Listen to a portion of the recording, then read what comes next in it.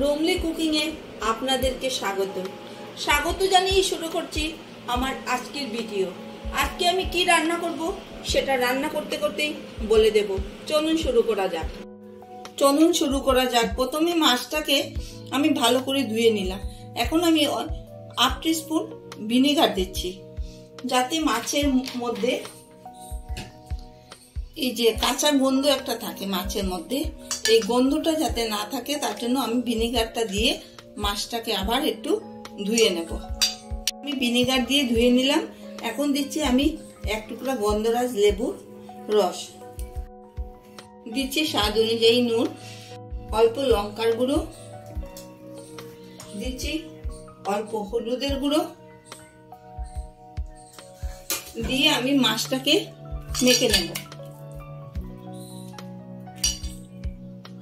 আমি 3 চামচ সরষের তেল দিয়ে দিলাম। এখন দেখুন তেলটা গরম হয়ে গেছে। এখন মাছগুলো আমি একটা একটা করে ছেড়ে দিচ্ছি।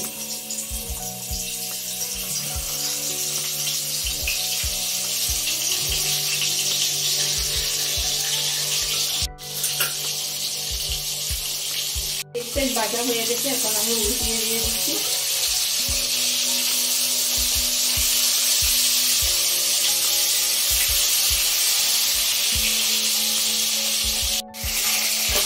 মাছগুলো আমার বেশি বাজলাম না, বেশি বাজলে মাছটা খেতে স্বাদ লাগে না, তার জন্য হালকা ভেজে নিলাম। আমার ভাজা হয়ে গেছে। এখন এখানে আমি একটা ঝিঙ্গাকে কেটে রেখেছি, সেটাকে একটু ধুয়ে রেখেছি, এখন ভেজে নেব।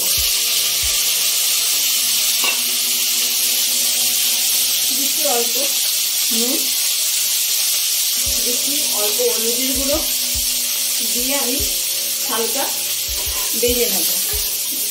মাছটা আমি ঝিঙ্গে আর আলু দিয়ে বানাচ্ছি। আপনারা চাইলে অন্য সবজি দিয়েও বানাতে পারেন। সেটা আমি ঠাকুরবাড়ির একটা রান্না করছি, পূজার স্পেশাল। যদি আপনাদের এই রেসিপিটা ভালো লেগে থাকে তবে আমাকে লাইক, শেয়ার, কমেন্ট করবেন আর সাবস্ক্রাইব করবেন। এখানে অল্প হলুদের গুঁড়ো দিচ্ছি আমি, 1 চামচ জিরের গুঁড়ো দিচ্ছি আমি, 1/2 টিস্পুন লঙ্কার গুঁড়ো দিচ্ছি আমি, স্বাদ অনুযায়ী নুন দিচ্ছি আমি, 1 চামচ আদা বাটা দিচ্ছি আমি, 1/2 টিস্পুন কিচেন মশলা দিচ্ছি আমি, 1/2 টিস্পুন গরম মশলার গুঁড়ো দিচ্ছি আমি, 1/2 টিস্পুন গোলমরিচের গুঁড়ো দিচ্ছি আমি, 1/2 টিস্পুন এই নুনটা, কালো নুনটা দিয়ে দিলাম। এখন সমস্ত কিছু মিক্স করে নেব। ঝিঙ্গাগুলো আমার ভাজা হয়ে গেল, এখন আমি তুলে নিচ্ছি। ওই তেলেই আমি এখানে একটা আলুকে কেটে রেখেছি লম্বা লম্বা করে, সেটাকে দিয়ে দিচ্ছি। ওই তেলেই আমি ভেজে নিচ্ছি।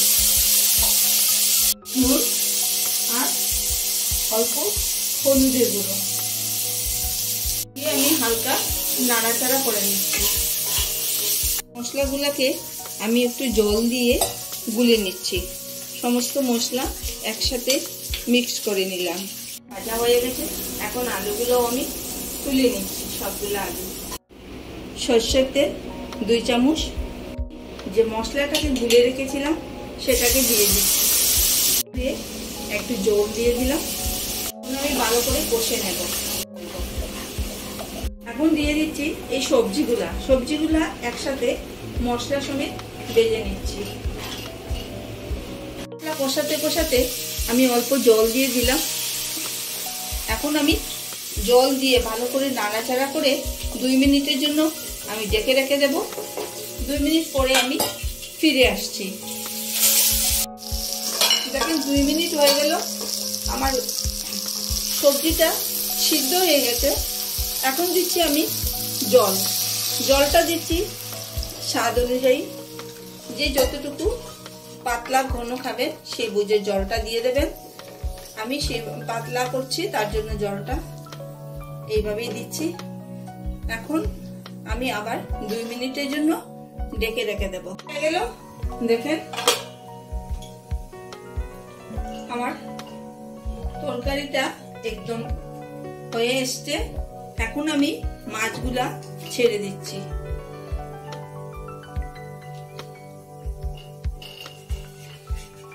আরেকটা কড়াই বসিয়ে দিলাম, বসিয়ে দিয়ে দিচ্ছি 1 চামচ তেল, দিচ্ছি একটা শুকনো লঙ্কাকে ছিঁড়ে দিয়ে দিলাম, দিচ্ছি 2টা তেজপাতা। এখন আমি হালকা নাড়াচাড়া করে নিচ্ছি। 5 ফোড়ন দিয়ে দিলাম, দিয়ে আমি হালকা নাড়াচাড়া করে নিলাম। আমার তরকারিটা হয়ে গেছে। এখন আমি যে 5 ফোড়নটাকে সম্বার দিয়েছি সেটাকে আমি দিয়ে দিচ্ছি। ভেজেছিলাম এটাকে আমি সম্বার দিয়ে দিলাম। আমি 2টা গোটা লঙ্কা আর দিচ্ছি একটু গন্ধরাজ লেবুকে গ্রেট করে দিয়ে দিচ্ছি, অল্প গ্রেট করে দিয়ে দিলাম। নাড়াচাড়া করে নেব, সবগুলা একসাথে মিক্স করে নিচ্ছি। 1 চামচ টমেটো সস, সমস্ত কিছু মিক্স করে নিচ্ছি ভালো করে। অল্প গাওয়া ঘি 1/2 টিস্পুন দিয়ে দিলাম, দিয়ে আমি পরিবেশনের জন্য রেডি করে নেব। আমার রান্না কমপ্লিট হয়ে গেল। পূজা স্পেশাল ঠাকুরবাড়ির রান্না হয়ে গেল। এখন আমি পরিবেশনের জন্য রেডি করে নেব। আমার মাছের তরকারি পূজা স্পেশাল ঠাকুরবাড়ির রান্না রেডি হয়ে গেল। আর আপনাদের যদি এই রেসিপিটা ভালো লেগে থাকে তবে লাইক, শেয়ার, কমেন্ট করবেন আর বেল আইকনটিকে অল্প প্রেস করে দেবেন। আমি যে কোনো ভিডিও আপলোড করি না কেন তা সবার আগে আপনার কাছেই পৌঁছে যাবে। ভালো থাকবেন, সুস্থ থাকবেন, ধন্যবাদ।